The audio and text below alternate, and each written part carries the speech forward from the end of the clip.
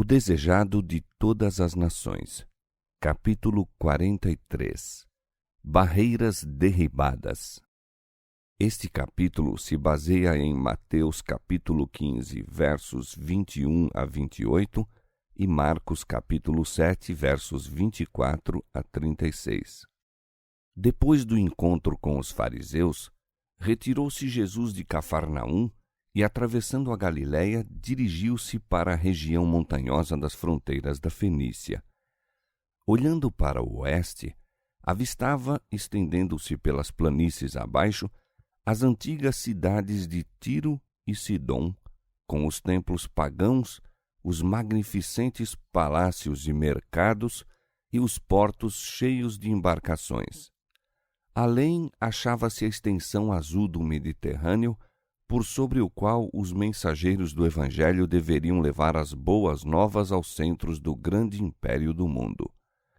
Mas ainda não era o tempo. A obra que se achava diante dele agora era preparar os discípulos para a missão que lhes seria confiada.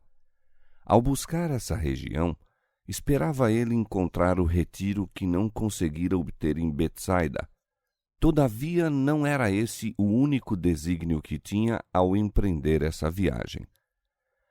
Eis que uma mulher cananeia que saíra daquelas cercanias clamou, dizendo: Senhor, filho de Davi, tem misericórdia de mim, que minha filha está miseravelmente endemoniada.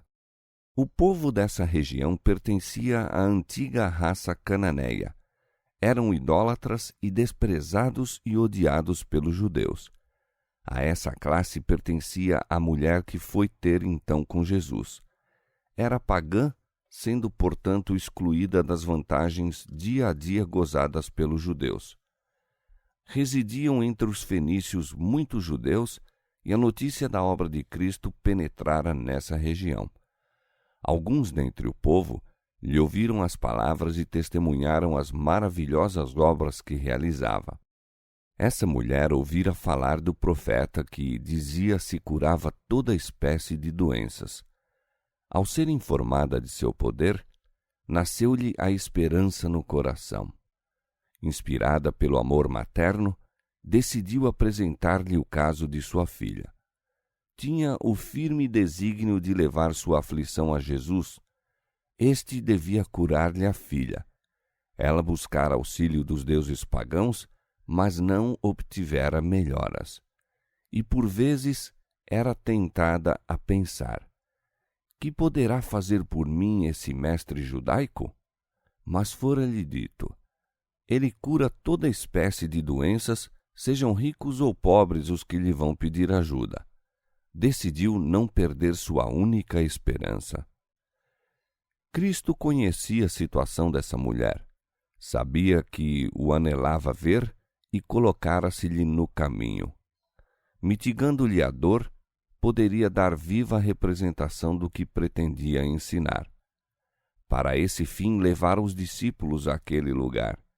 Desejava que vissem a ignorância existente em aldeias e cidades vizinhas da terra de Israel. O povo a quem se dera todo o ensejo de compreender a verdade desconhecia as necessidades dos que os rodeavam. Esforço algum se fazia para ajudar as almas em trevas. O muro de separação, criado pelo orgulho judaico, impedia os próprios discípulos de se compadecerem do mundo pagão. Cumpria, porém, derribar essas barreiras. Cristo não atendeu imediatamente à súplica da mulher. Recebeu essa representante de uma raça desprezada como o teriam feito os próprios judeus. Assim procedendo, era seu intuito impressionar os discípulos quanto à maneira fria e insensível com que os judeus tratariam um caso assim, ilustrando com o acolhimento dispensado à mulher e quanto ao modo compassivo por que desejava que tratassem com essas aflições, segundo o exemplificou na atenção que posteriormente lhe deu ao pedido. Mas, embora Jesus não respondesse, a mulher não perdeu a fé. Passando ele, como se a não ouvisse, seguiu-o continuando em suas súplicas. Aborrecidos com sua importunação, os discípulos pediram a Jesus que a despedisse. Viram que o mestre a tratava com indiferença e daí julgaram que os preconceitos dos judeus contra os cananeus lhe agradavam. Aquele a quem a mulher dirigia seus rogos, porém, era um compassivo Salvador, e em resposta ao pedido dos discípulos, disse Jesus: Eu não fui enviado senão às ovelhas perdidas da casa de Israel. Se bem que essa resposta parecesse em harmonia com o preconceito dos judeus, era uma tática reprovação aos discípulos, o que vieram a compreender posteriormente como a lembrar-lhes o que lhes dissera muitas vezes, que ele viera ao mundo para salvar a todos quantos o aceitassem. Com crescente ardor, insistia a mulher em sua necessidade, inclinando-se aos pés de Cristo e clamando: Senhor, socorre-me! Aparentemente, ainda lhe desprezando as súplicas, segundo o insensível preconceito judaico, respondeu Jesus: Não é bom pegar do pão dos filhos e deitá-lo aos cachorrinhos. Com isso, afirmava, por assim dizer, que não era justo desperdiçar com os estrangeiros inimigos de Israel as bênçãos trazidas ao favorecido povo de Deus. Essa resposta teria desanimado inteiramente qualquer suplicante menos fervoroso. Mas a mulher viu que chegara sua oportunidade. Sob a aparente recusa de Cristo, viu a compaixão que ele não podia dissimular. Sim, Senhor, respondeu ela, mas também os cachorrinhos comem das migalhas que caem da mesa dos seus senhores. Enquanto os filhos da casa comem à mesa paterna, os cães não são deixados sem alimento.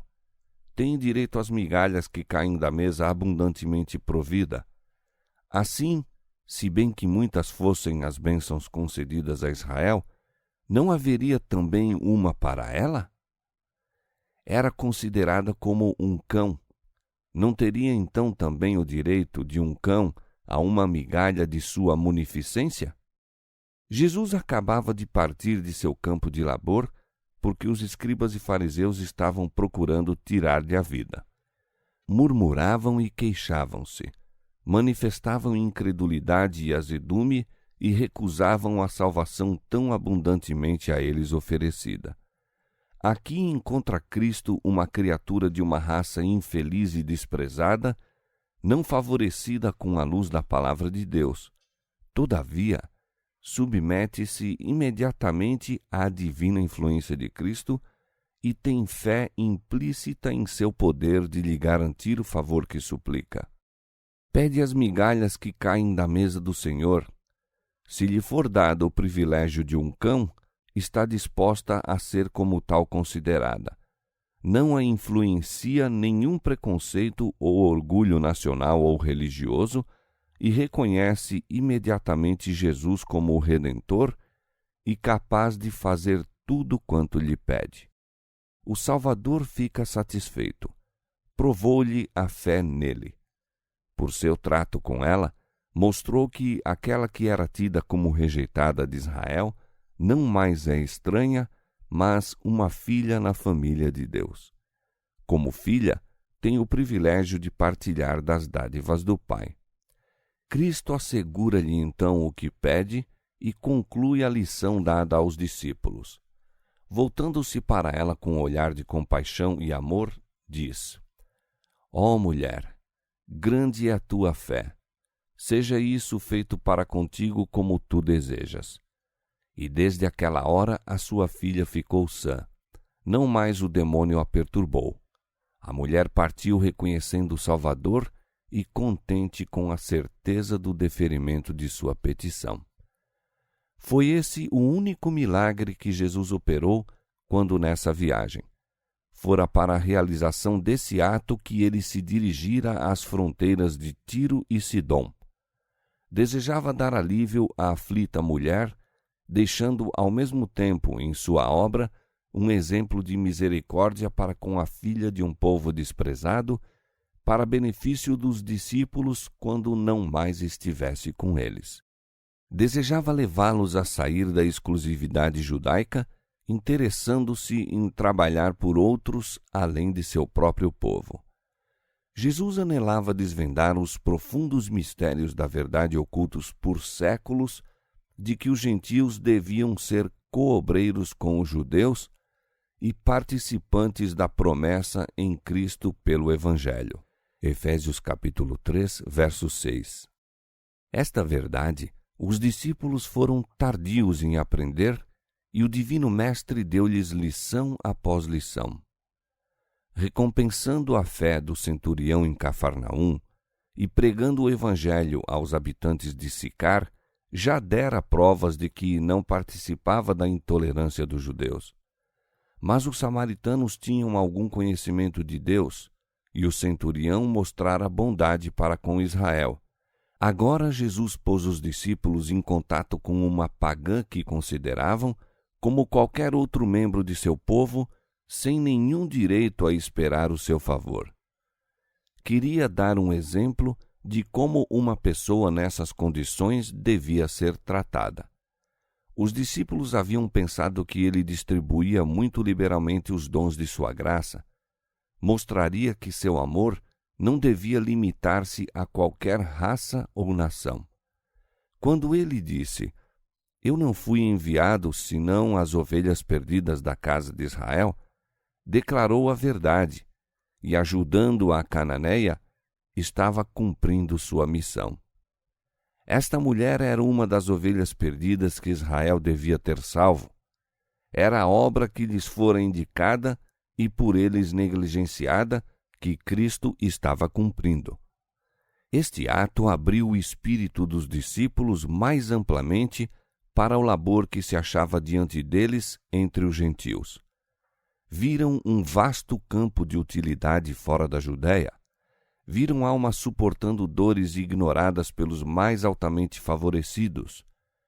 Entre os que tinham sido ensinados a desprezar, achavam-se almas ansiosas do auxílio do poderoso médico, famintos da luz da verdade, tão abundantemente dada aos judeus.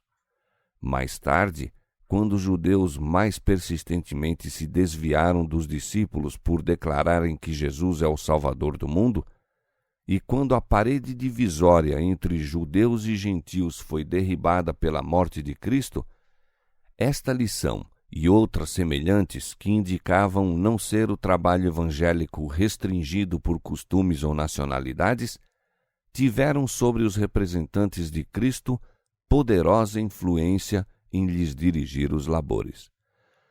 A visita do Salvador à Fenícia e o milagre aí realizado tinham ainda mais largo desígnio. Não somente pela mulher aflita, nem mesmo pelos discípulos e os que lhes recebessem os serviços foi feita esta obra, mas também para que creiais que Jesus é o Cristo, o Filho de Deus, para que, crendo, tenhais vida em seu nome. João 20, 31. As mesmas influências que separavam os homens de Cristo 19 séculos atrás acham-se hoje em dia em operação. O espírito que ergueu a parede separatória entre judeus e gentios está ainda em atividade. O orgulho e o preconceito têm construído fortes muros de separação entre as diferentes classes de homens. Cristo e sua missão têm sido desfigurados e multidões sentem-se virtualmente excluídas do ministério do Evangelho. Não sintam elas, porém, que se acham excluídas de Cristo. Não há barreiras que o homem ou Satanás possa levantar que a fé não seja capaz de atravessar. Com fé, atirou-se a mulher fenícia contra as barreiras que se tinham elevado entre judeus e gentios. Apesar de não ser animada, a despeito das aparências que a poderiam ter levado a duvidar, confiou no amor do Salvador. É assim que Cristo deseja que nele confiemos. As bênçãos da salvação destinam-se a toda a alma. Coisa alguma, a não ser sua própria escolha, pode impedir qualquer homem de tornar-se participante da promessa dada em Cristo pelo Evangelho. As castas são aborrecíveis a Deus. É-lhe desconhecida qualquer coisa dessa natureza. Aos seus olhos, a alma de todos os homens é de igual valor.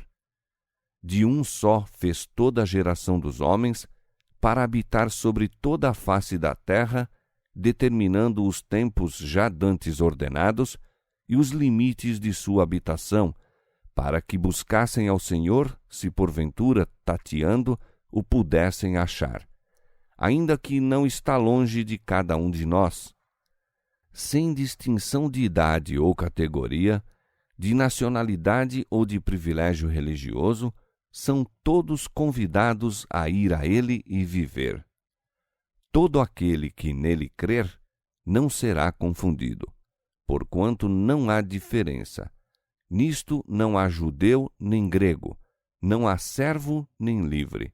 O rico e o pobre se encontram. A todos os fez o Senhor. O mesmo é o Senhor de todos os que o invocam, porque todo aquele que invocar o nome do Senhor será salvo. Atos capítulo 17, versos 26 e 27, Gálatas capítulo 3, verso 28, Provérbios capítulo 22, verso 2 e Romanos capítulo 10, versos 11 a 13.